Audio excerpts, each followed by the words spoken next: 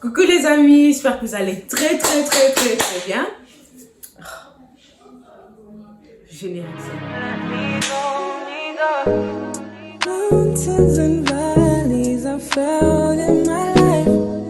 You carry Les amis, tout d'abord, bienvenue sur ma chaîne, c'est votre Dorcas Oliveira N. J'espère que vous allez très bien. J'aimerais remercier toute personne qui a subscribe sur ma chaîne, toute personne qui a appuyé sur la cloche, toute personne qui a partagé, toute personne qui a aimé. Je vous remercie énormément, ça me fait très plaisir. Et voilà, nous allons rentrer dans notre vif de sujet. Donc, préparez-vous parce que j'ai donné un peu mon avis et j'espère que vous aussi, vous allez donner votre avis. Nous allons parler aujourd'hui d'un phénomène vraiment indispensable dans nos vies. Nous allons parler d'une chose que nous ne pouvons plus, surtout la jeunesse actuelle, la génération Z, ne peut plus s'imaginer sans. C'est les réseaux sociaux. Les réseaux sociaux limitent 80% selon une étude de la jeunesse actuelle et accro de ça. On ne se rend pas compte, mais cette chose a tellement pris une ampleur dans nos vies. Attends 2 secondes parce qu'il y a ma mère qui parle à l'arrière-plan. Voilà, je suis de retour. C'est vraiment une chose indispensable. On ne se rend pas compte comment les réseaux sociaux ont pris tellement d'impact dans nos vies. Surtout moi qui vous parle, il fut un temps, j'étais H24 sur les réseaux sociaux, façon de parler, hein. H24 ça peut trop, mais ma vie dépendait de ça. Ma vie c'était les réseaux sociaux. J'avais créé ma petite vie sur les réseaux sociaux. Une vie là où je ne pouvais plus distinguer la vie réelle, la vie virtuelle. Et beaucoup d'entre nous, les jeunes, beaucoup d'entre nous, surtout moi, on tombe là-dedans. Et qu'est-ce que ça nous pousse? Ça nous pousse à aller dans une dépression. Ça nous pousse vers une dépression. Beaucoup de jeunes, on ne se rend pas compte, mais nous rentrons dans une dépression due aux réseaux sociaux parce qu'on ne se sent pas apprécié, on ne se sent pas aimé. Pourtant, nous recevons, nombre d'entre nous, nous recevons des 100 likes, des 50 likes, c'est énorme. Mais on trouve que ce n'est toujours pas assez parce qu'il y a le voisin en face qui a peut-être 300, 400 likes. Et nous voulons dans notre inconscient aussi atteindre ces 300, 400 likes. Donc il y a une certaine, comment je vais dire, une certaine concurrence qui se crée.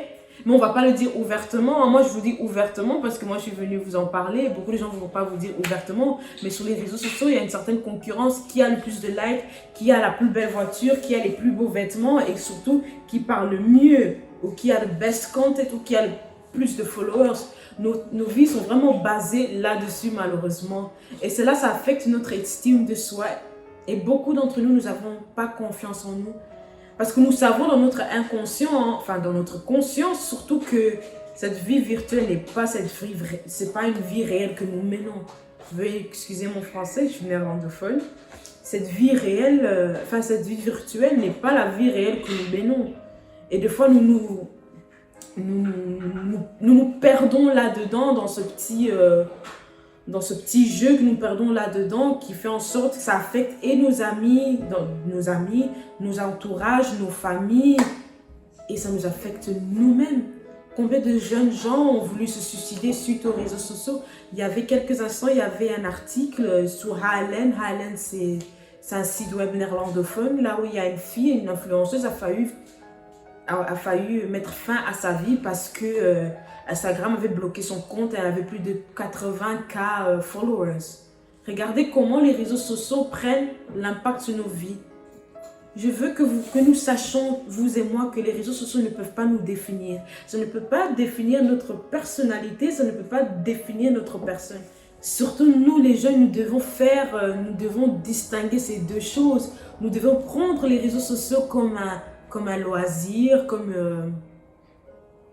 une chose, un site web de divertissement ou un business là où nous gagnons notre argent là-dessus. Mais ça ne peut pas prendre l'impact, ça ne peut pas prendre une telle ampleur que quand par exemple Instagram aura un problème, que ça va fermer ses portes ou ils vont arrêter l'application comme MSN, que plusieurs d'entre nous commencent à pleurer et se suicider. Non, pas du tout. Nous devons vraiment faire la part des choses. Tu es plus que ça. Tu es plus que cette like. Tu es plus que cette partage. Tu es plus que cette considération qu'on redonne sur les réseaux sociaux. C'est très important de t'apprécier d'abord toi-même, avant que les autres puissent t'apprécier. Et c'est là que beaucoup de gens, et moi aussi, nous sommes tombés là-dedans. Je vais vous raconter une petite anecdote. Il fut un moment, on rentre dans le temps, il y a 10 ans, 8 ans. Il fut un moment, j'étais vraiment cotée sur les réseaux sociaux, c'était Facebook à l'époque. Et cette période a tellement monté dans ma tête que il fut un moment, je me suis perdue complètement. Je croyais que ma vie réelle était, ma vie virtuelle était ma vie réelle. J'avais vraiment mélangé les choses. Limite, je considérais plus les gens que je n'avais jamais vus à l'œil nu, que j'ai vus sur les réseaux sociaux, que mes amis qui étaient H24 avec moi à l'école ou dans mes cours, ou à l'école ou dans la danse.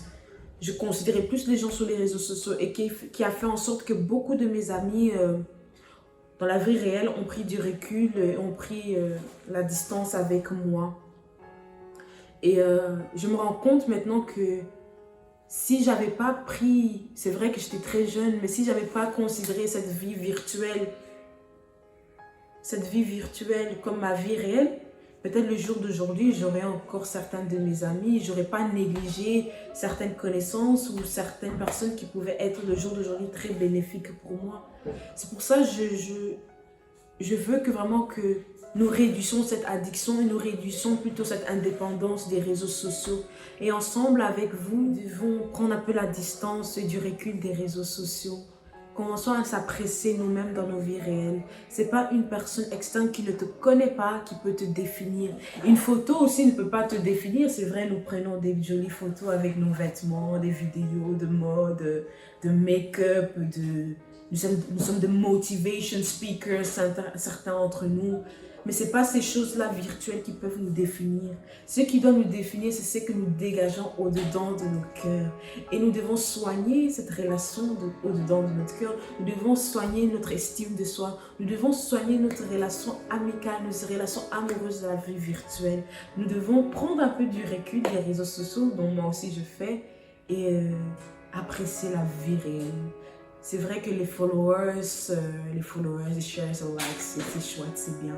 Mais ça ne peut pas nous définir. J'espère que cette petite vidéo vous a plu. Ce n'était pas une longue vidéo. Je voulais seulement partager des mots d'encouragement et encourager une personne qui puisse avoir confiance en elle, que les réseaux sociaux ne peuvent pas définir ta personne, que tu as de la valeur, que tu es magnifique. Que ce soit avec 50 likes, avec 1 like ou 3 likes, tu dois t'apprécier comme tu es et ce n'est pas les gens de l'extérieur qui vont te définir. Pour d'autres vidéos et que si vous avez apprécié cette vidéo, appuyez sur la cloche et abonnez-vous sur ma chaîne. Il y aura plein d'autres choses ou plein d'autres sujets que nous allons discuter. Et je compte vraiment sur vous, sur votre partage et je compte vraiment sur vos encouragements.